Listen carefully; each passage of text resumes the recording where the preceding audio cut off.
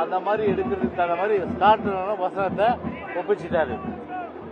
நான் கேட்குறேன், இடைத்தேர்தலை மனதில் கொண்டு உங்களுடைய பயணம் அமைந்தது. தமிழ்நாட்டிலே லட்சக்கணக்கான இளைஞர்கள் அவர்கள் வேலை இல்லாமல் இருக்கிறார்கள். ஆனால் என்ன சொன்னீங்க நீங்க? நாங்கள் ஆட்சிக்கு வந்தவுடன் வீட்டுக்கு ஒருவருக்கு வேலை தருவோம்னு சொன்னீங்களா இல்லையா? வீட்டுக்கு ஒருவருக்கு வேலை இன்னும் தரல.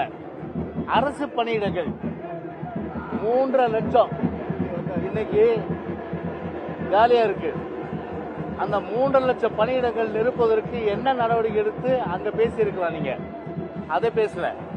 விவசாயிகள் பிரச்சனை பேசுனீங்களா இல்ல? இன்னும் ஜூன் மாசத்துல குறுவை சாகுபடிக்கு, குறுவைக்கு அடுத்தது சம்பா, சம்பாவுக்கு அடுத்தது தாளடி, முதல்ல குறுவை சாகுபடிக்கு இப்போ 9.90 டிஎம்சி தண்ணீர் வேணும். அதே போல ஜூலைல 30 டிஎம்சி தண்ணீர் வேணும். அதை திறந்து விடுவதற்கு என்ன நடவடிக்கை ஒரு ஸ்ட்ராங்கா எடுத்த அந்த டெல்டா ரீஜனுக்கு நீங்க போயிருக்கீங்க. கரூரம் காவிரி பயிர் இடம், அதை பத்தி ஏதாவது பேசுறீங்களா? அதை பத்தி எதுவும் பேசல. சரி, டிஎன்பிசிக்காக பாத்தீங்கன்னா வேகன்சி அவ்வளவு இருக்கும்போது இளைஞருடைய எதிர்காலம் வேலை வாய்ப்பு கேள்விக்குறியாக்க நிலையில ஒரு 32 பேருக்கு பணி அப்படின்றது பொதுவாகவே விஜய் பொறுத்தவரை இதை புரட்சி தலைவர் எம்ஜிஆரோடு ஒப்பிடும்போது 1958 சம்பாதித்த பணத்தை எல்லாம் வாரி வாரி வாரி வாரி ஏழை எளிய மக்களுக்கு கொடுத்தாரு. அதனால இன்னைக்கும் பார்த்தீங்கன்னா புரட்சி தலைவர் பேரை உச்சரிக்காத தலைவர்களே கிடையாது. ஆனா இவரு 1983 வந்தார். எது நடிப்புக்கும் நடிப்புக்கு வந்தார். எவ்வளவு சம்பாதிச்சிருக்கலாம்? 1983 இருந்து நீங்க வாரி கொடுத்தீங்களா? அரசியல் பிறகுதான் விளம்பரத்துக்காக நீங்க செஞ்சீங்க. சரி, நான் கேட்கிறேன், இப்ப கோடி கோடி கோடி கோடியே சம்பாதிச்சிருக்கீங்க. தலைவர் பொறுத்தவரை உழைச்சி சம்பாதிச்சாரு. ஆனா எனக்கு எதுவும் தேவையில்லை, மக்களுக்கு வாரி வாரி கொடுத்தாரு. நான் கேட்கிறேன், ஒரு கோடி ரூபாய் அந்த 32 குடும்பத்துக்கு கொடுத்துட்டு போயிருக்கலாமே?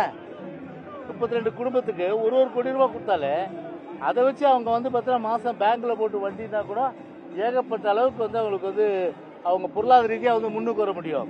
அரசு வேலையை கொடுத்து படித்துக் கொண்டிருக்கின்ற டிஎன்பிசி படித்துக் கொண்டிருக்கின்ற இந்த வாய்ப்பை ஏன் நீங்க பறிக்கணும்? அதான் இப்ப இளைஞருடைய அந்த கேள்வி. அதாவது கிராமத்தில் சொல்லுவாங்க, குறுக்கிடாத கலைத்தேங்காய் எடுத்து வழிப்பிள்ளையார் கொடுத்த மாதிரி, கலைத்தேங்காய் எடுத்து வழிப்பிள்ளையார் கொடுத்த கதையா தான் அவருடைய கதை இருக்கு. ரெண்டாவது என்ன சொல்றாரு? தூய சக்தி, இந்த சக்தி, அந்த சக்தி, இந்த சக்தின்னு. நான் கேட்கிறேன், விஜய் பொறுத்தவரை ஊழல் ஒழிக்கப்படணும். அதுல எங்களுக்கு மாறுபட்ட கருத்தே கிடையாது. ஏன்னா சமுதாயத்தில் கரையான் போல அதாவது அரித்து கொண்டிருக்கின்ற அந்த ஊழல் முற்றிலுமா ஒழிக்கிறதுல எங்களுக்கு மாறுபட்ட கருத்து கிடையாது. யாரை வச்சு நீங்க பேசுறீங்க? நீங்க யாரை வச்சு பேசுறீங்க? அதை யோசனை பண்ணி பாருங்க. நீங்க அப்போ சொல்றது ஒண்ணு, ஊருக்கு தான் உபதேசம். கிராமத்துல ஒரு பழமொழி சொல்லுவாங்க. என்ன சொல்லுவாங்க தெரியுமா? கோழி திருடனை பக்கத்துல வச்சுக்கிட்டு ஊரெல்லாம் தண்டோரை போட்டானா ஒருத்தன். அந்த மாதிரி தான் இருக்கு அவருடைய ஸ்டேட்மெண்ட் எல்லாம். அதுல மக்கள் எள்ளி நகையாடக்கூடிய மிகவும் அருவருக்கத்தக்க ஒரு சிஎம் என்றதை மறந்து இன்னைக்கு அவருடைய பேசுகின்றது ஒரு இளைஞர்கள் மத்தியிலோ பொதுமக்கள் மத்தியிலோ ஒரு அருவருக்கத்தக்க வகையில் தான் இருந்தது என்பதை தெரிவித்துக் கொள்கின்றேன்.